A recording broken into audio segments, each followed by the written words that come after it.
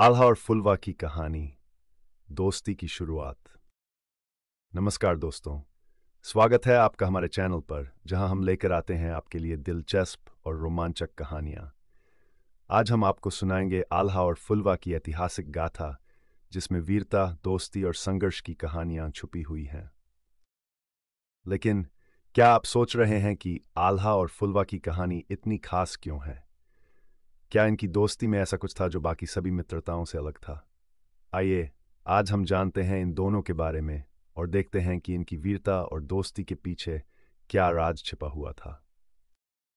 आल्हा का जन्म और उसकी वीरता।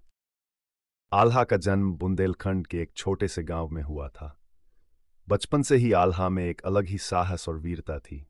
उसकी तलवार की धार जितनी तेज थी, उसकी लड़ाई की शैली उतनी ही अद्वितीय थी। वह अकेले ही युद्ध के मैदान में कई दुश्मनों का सामना करता था। उसकी वीरता के किस्से आसपास के गांवों में फैल गए थे और हर कोई उसे एक महान योद्धा मानने लगा था। लेकिन क्या आल्हा की ताकत सिर्फ उसकी तलवार में थी? क्या वह अपनी जीत केवल अपने शारीरिक बल से हासिल करता था? फुलवा का जन्म और उसका संघर्ष। अब बात करते हैं फुलवा की। वह भी एक साधारण किसान परिवार का लड़का था, लेकिन उसमें भी आल्हा जैसी वीरता की झलक थी। फुलवा ने आल्हा की वीरता के बारे में सुना था और उसकी आंखों में भी वही सपना था। एक दिन वह भी महान योद्धा बनेगा। उसने कठिन संघर्ष किया, खुद को शारीरिक और मानसिक रूप से मजबूत किया और बहुत जल्दी वह भी बुंदेलखंड के बड़े योद्धाओं में गिना जाने लगा। लेकिन सवाल ये उठता है, क्या फुलवा ने सचमुच आल्हा जैसा बनने की राह पर कदम रखा था? क्या वह अपनी धुन में सफल हो पाया? आल्हा और फुलवा की पहली मुलाकात। आल्हा और फुलवा की मुलाकात एक युद्ध के मैदान में हुई।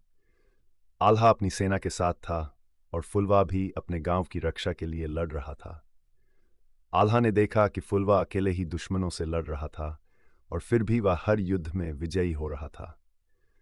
आल्हा ने उसकी बहादुरी देखी और प्रभावित होकर उसे अपनी सेना में शामिल करने का फैसला किया। आल्हा ने फुलवा से पूछा, तुम कौन हो जो इतनी वीरता से लड़ रहे हो?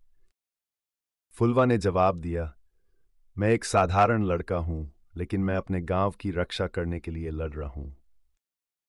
आल्हा ने मुस्कुराते हुए कहा, तुम में खास बात है, मेरे साथ चलो, हम मिलकर दुश्मन को हराएंगे। दोस्ती का आरंभ। आल्हा और फुलवा की दोस्ती युद्ध की राह पर शुरू हुई। दोनों ने मिलकर कई युद्धों में हिस्सा लिया और हर बार दुश्मनों को हराया। आल्हा ने फुलवा को युद्ध की कला सिखाई और फुलवा ने आल्हा को बताया कि सिर्फ ताकत से नहीं, बल्कि दिल से भी लड़ाई जीती जाती है। दोनों की दोस्ती और वीरता ने पूरे बुंदेलखंड को एक नई दिशा दी।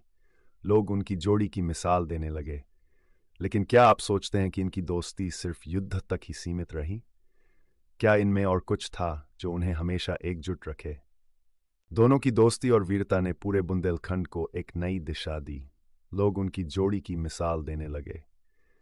लेकिन क्या आप सोचते हैं कि इनकी दोस्ती सिर्फ युद्ध तक ही सीमित रही?